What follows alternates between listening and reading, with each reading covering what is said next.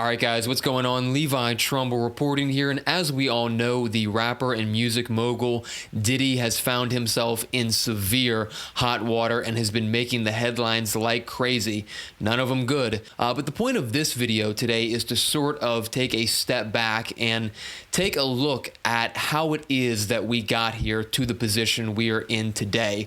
Over recent months, Diddy has now faced 5 separate lawsuits claiming improper conduct by he and some people around him. So in this video, we're going to be taking a look at how the downfall of Diddy all started. And to do that, we need to start with November 2023. This is when his former romantic partner, this is somebody whose name was Cassie Combs. She was actually a singer. She kicked this whole thing off by filing a lawsuit against Diddy. And in that lawsuit, she alleges that the music mogul assaulted her both physically and sexually. She filed this case on November 16th, and she filed it under the New York State Adult Survivors Act. In that lawsuit that Cassie filed against her former partner, she alleged that Combs raped her, beat her, and essentially abused her in fits of uncontrollable rage and exerted a tight hold over her life.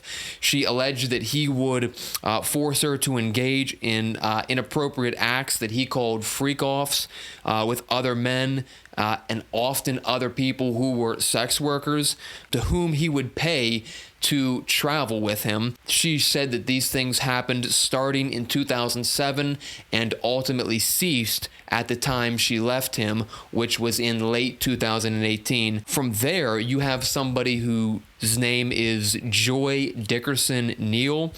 After the lawsuit from Cassie was filed, this individual came forward and filed a lawsuit against Diddy as well. She's number 2 in the line, and she filed that lawsuit on November 23rd, which was a day before the Adult Survivors Act was actually set to expire.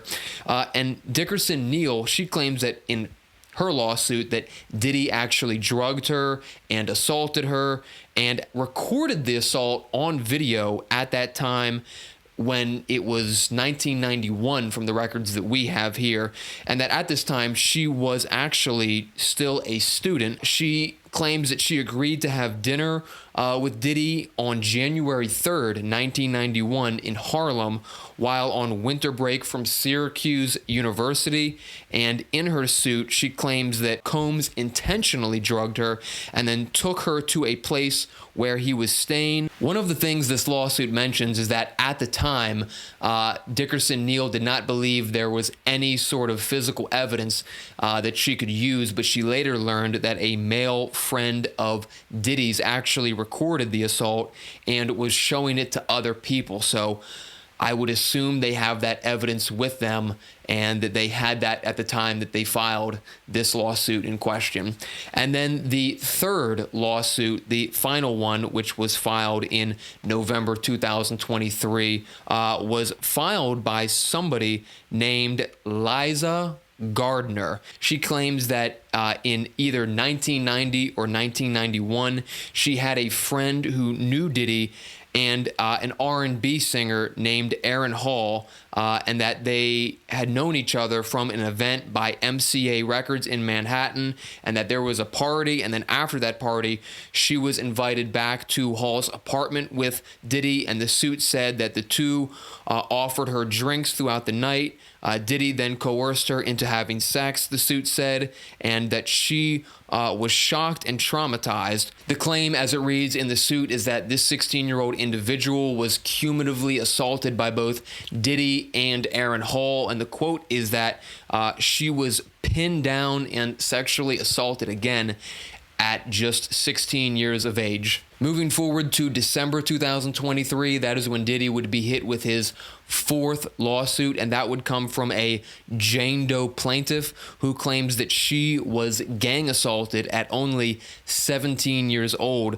She claims that she was not only assaulted in a gang-like fashion, but she was also trafficked by Diddy and Diddy's longtime president of the record label in which they owned. The unidentified woman said that the assault happened in 2003 and she was 17, and that at the time Combs was 34. And when I say Combs, either I'm talking about Diddy, Combs, same verbiage. And then from there, we get to our fifth and final case, which would be brought in February of 2024 by Rodney Jones, who accuses Diddy of this sort of RICO enterprise system.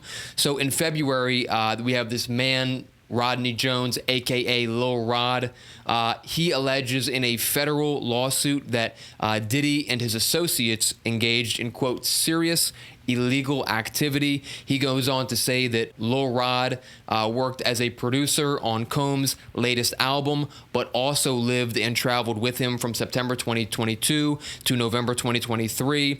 He alleged that during this time he was sexually harassed by Diddy. He was pressured to engage in sexual acts. He was forced to procure sex workers for Diddy and witness Combs giving drinks laced with drugs to people at parties. The suit said that Combs required Jones to record him constantly, which resulted in Jones obtaining hours of footage in which Combs and his staff allegedly engaged in criminal conduct. I will just quickly notate that a lot of still image screenshots from these video clips appear to surface in the complaint. If you find the complaint online, you can witness a lot of these images within this very complaint. It's different because not a lot of complaints usually carry images within them. This complaint has pictures inside of it, and not just a couple, there's dozens of images inside this complaint. Another thing brought up in this suit is that apparently Lil Rod and somebody named Brandon Paul were asked to travel with drugs and essentially smuggle around drugs and firearms for Diddy so that he wouldn't have to do it. Well, ironically enough, that individual Brandon Paul, he was recently arrested in Miami, so that whole situation sort of rings true. We'll put his picture up on the screen. He was arrested for the possession of cocaine. And that all leads up to the March 25th raid onto Diddy's homes, one in Los Angeles and one in Miami. One of the things that I'd like to point out here is that evidently firearms were located inside the residence, and a few people who were inside some of those homes were apprehended momentarily. And I just want to say also for the record that while inside that home, they did seize cell phones, electronic devices. We understand that surveillance systems were seized, and right now they are probably skimming through all of those electronic devices to see if they can corroborate evidence to link him back to potentially illegal activity. I will just notate that Diddy's attorney did put out a statement, and in that statement, he described the raid as an ambush and saying that there has been a rush to judgment based on meritless accusations made in civil lawsuits. So with that, I guess it is safe to assume that what is happening with these raids can connect to these civil lawsuits and maybe some of the evidence that these plaintiffs have in these civil lawsuits, but only time will tell. So with that, that is the timeline as we know it, and we will be following this matter. I know a lot of people are on it, and there's a lot of talk about it, and a lot of people are doing their investigative thing, but we'll keep our eyes on it as well. So with that, Levi Trumbull reporting, and we will catch you guys soon.